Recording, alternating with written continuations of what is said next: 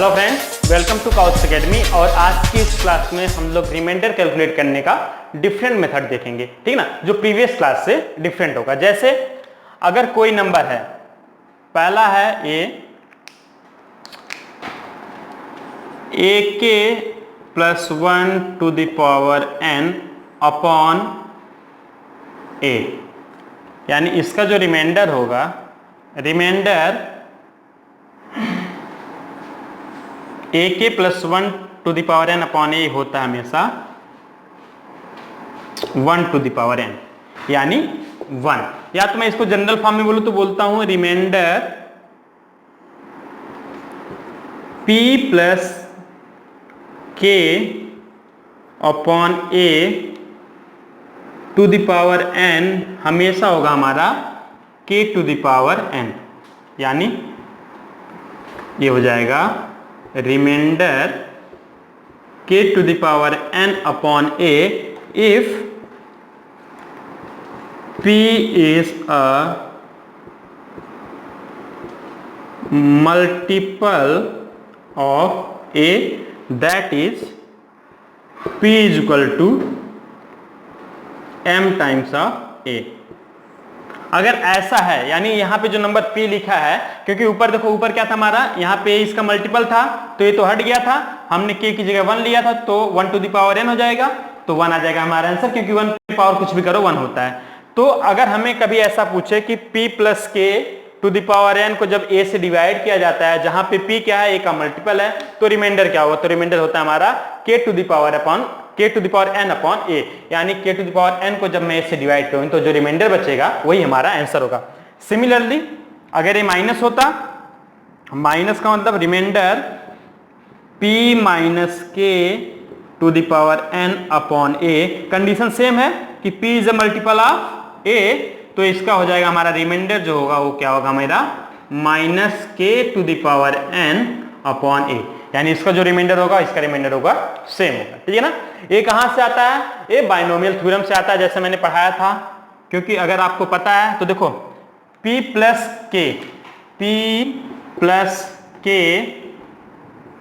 To the power n को अगर बाइनोमियली expand करोगे, यानी बाइनोमियल थ्योरम से, तो क्या आएगा आपका आता है nc0 p to the power n k to the power 0 plus nc1 p to the power n minus 1 k to the power 1 plus आ जाएगा हमारा ncn minus 1 p to the power n k to the power n minus 1 plus ncn p to the power 0 k to the power n minus k to the power n हो जाएगा। अब देखो, चूंकि हमने यहाँ पे दिया कंडीशन की जो p है वो a का मल्टीपल है, तो देखो जब p a का मल्टीपल है तो यहाँ भी p है, यहाँ भी p है, ऐसे यहाँ तक, यानी स्टार्टिंग से लेके सेकेंड लास्ट टर्म तक सारे टर्म में क्या है, p है। p का मतलब a का मल्टीपल है, अगर a का मल्टीपल है तो यानी a सारे नंबर्स क्या होंगे हमारे a के मल्टीपल होंगे, a के मल्टीपल होंगे तो रिमाइंडर क्या देंगे, 0 देंगे, बचता हमारा a वाला नंबर। अब देखो इस वाले नंबर में ncn की वैल्यू होती है 1, p टू द पावर 0 होता है 1, बचता क्या है, बचता है सिर्फ हमारा k to the power n। तो यहां से मतलब यहां से लेके यहां तक का जो सम आया उससे तो a का रिमाइंडर 0 आ रहा था, क्योंकि ये सारे नंबर्स क्या थे, a के मल्टीपल थे। रीजन क्या था, सब में p एक नंबर ऐसा मौजूद था जो a का मल्टीपल था, तो यहां तक तो रिमाइंडर 0 आएगा। अब अगर मुझे इससे a का रिमाइंडर निकालना है तो क्या करना, बस k to the power n से a का रिमाइंडर निकाल देना। समझ में आया। तो इस तरीके से अगर कोई नंबर दिया है p प्लस के to the power n upon a where p is a multiple of a, तो इसका अगर रिमाइंडर निकालना है हमें तो रिमाइंडर क्या आ जाएगा, k to the power n upon a। ठीक, अब इसका हम एप्लीकेशन यानी इसका कैसे यूज करते हैं कैट के या कैट से रिलेटेड प्रॉब्लम में, ठीक है ना। तो मैं आपको बताता हूं। जैसे मैं 2-3 क्वेश्चन देता हूं। पहला क्वेश्चन है, अगर आपसे पूछा जाता है find remainder 37 to the power 198 upon 18। आप बताओ इसका रिमाइंडर कैसे कैलकुलेट करेंगे। नंबर देखने में थोड़ा सा बड़ा लग रहा है, लेकिन अब देखो हमने एक कॉन्सेप्ट पढ़ रखा है, तो इसका यूज कैसे करेंगे, यूज ऐसे करेंगे। देखो क्या करना है हमें पता है कि 37 क्या होता है, 37 होता है 36 प्लस 1 हमने 36 क्यों लिखा? क्योंकि 18 टू जो होता है 36 और जो 36 होता है वो 18 का मल्टीपल होता है, क्योंकि ये हो जाता है हमारा 2 × 18 + 1, ठीक है ना। ये नंबर क्या हमारा 18 का मल्टीपल है, तो हम इसको लिख सकते थे कि remainder 37 to the power 198 upon 18 is equal to remainder 36 + 1 upon 18 to the power 198, मतलब यहाँ पे पावर 198। समझ में आ गया? अब देखो सेम हमारे फार्मूला बन गया ऐसे ही, जहां पे 36 क्या है, p है, जो कि 18 का मल्टीपल है, तो रिमाइंडर क्या होगा हमारा? रिमाइंडर हमारा हो जाएगा 1 टू द पावर n, यानी 1 टू द पावर 198 अपॉन 18, ठीक है ना। अब बताओ 1 टू द पावर 198 क्या होगा? 1 होगा, यानी रिमाइंडर हमारा हो जाएगा रिमाइंडर 1 अपॉन 18। अब बताओ 1 को अगर 18 से डिवाइड करोगे तो रिमाइंडर क्या आएगा? 1 आएगा, क्योंकि 1 क्या 18 से छोटा है, तो हमारा आंसर क्या हो जाएगा? 1। समझ में आया? ठीक है ना। तो रिमाइंडर कैलकुलेट करना था 37 टू द पावर 198, जब 18 से डिवाइड किया जाता है तो रिमाइंडर क्या होगा? तो हमारा आंसर क्या आ जाएगा? 1, ठीक है ना। एक और प्रॉब्लम लेते हैं। जैसे अगर आपसे पूछे, अगर आपसे पूछता है कि बताओ remainder 25 to the power 75 upon 13 क्या होगा? बताओ क्या होगा? ठीक है ना। तो दो तरीके हैं, हम क्या लिख सकते हैं?